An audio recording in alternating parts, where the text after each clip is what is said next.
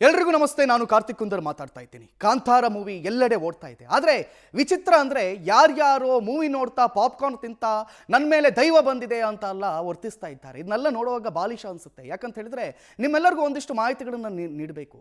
ಇಂಥವರ ಮೈ ಮೇಲೆ ಬಂದಿರುವಂಥದ್ದು ಖಂಡಿತವಾಗಿಯೂ ಯಾವುದೋ ಒಂದು ಪಿಶಾಚಿಯೋ ಪ್ರೇತಾತ್ಮವೋ ಇರಬಹುದೇ ಹೊರತಾಗಿ ತುಳುನಾಡಿನ ದೈವವಂತೂ ಖಂಡಿತವಾಗಿಯೂ ಅಲ್ಲ. ಯಾಕಂತ ಹೇಳಿದ್ರೆ ದೈವ ಆಹ್ವಾನ ಆಗಬೇಕಾದ್ರೆ ಅದರದ್ದೇ ಆದಂಥ ಪದ್ಧತಿಗಳಿರುತ್ತೆ. ಓರ್ವ ದೈವ ನರ್ತಕನಾಗಬೇಕಾದ್ರೆ ಅವನಿಗೆ ವರ್ಷಗಳಷ್ಟು ಪರಿಶ್ರಮವನ್ನು ಆತ ಪಟ್ಟಿರಬೇಕಾಗತ್ತೆ.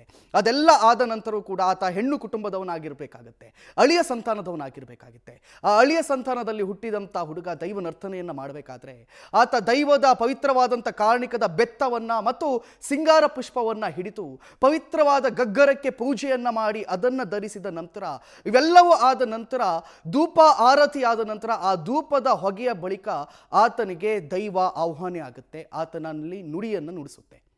ಈಗ ಯಾರ್ಯಾರೋ ಬಂದು ನಮ್ಮ ಮೇಲೆ ಪಾಪ್ಕಾರ್ನ್ ತಿಂತ ನಮ್ಮ ಮೇಲೆ ದೈವ ಬಂತು ಅಂತ ರಸ್ತೆಯಲ್ಲೆಲ್ಲ ನಾಟಕ ಆಡುವಾಗ ಬಹಳ ಬಾಲಿಶ ಅನಿಸುತ್ತೆ. ತುಳುನಾಡಿನ ದೈವಗಳು ಅದು ಧಾರ್ಮಿಕ ನಂಬಿಕೆಗಳು. ಇದಲ್ಲದೆ ಇನ್ನೊಂದಿಷ್ಟು ಪಂಗಡಗಳಿವೆ. ಪಾಣರು ಪಂಬದರು ಅನ್ನೋ ಹೇಳುವಂಥ ಪಂಗಡಗಳಿವೆ. ಅವರ ಮೇಲೆ ಮಾತ್ರ ಕೋಲ ನರ್ತನದ ಸಮಯದಲ್ಲಿ ದೈವಗಳು ಬರುತ್ತೆ. ದೈವಗಳು ನಿಮ್ಮ ಮನೆಯ ಆಟದ ಸಾಮಗ್ರಿಗಳಲ್ಲ, ಅಥವಾ ನೀವು ಕರೆದು ಕೂಡಲೇ ಬರಲಿಕ್ಕೆ ನಿಮ್ಮ ಮನೆ ಟಾಮಿ ನಾಯಿ ಮರಿಯೂ ಅಲ್ಲ. ಹಾಗಾಗಿ ಕರಾವಳಿಗರ ಭಾವನೆಗಳಿಗೆ ಧಕ್ಕೆ ಉಂಟಾಗದ ರೀತಿಯಲ್ಲಿ ಇನ್ನು ಮುಂದೆ ನೀವೆಲ್ಲರೂ ವರ್ತಿಸ್ಕೊಳ್ತೀರಿ ಅಂತ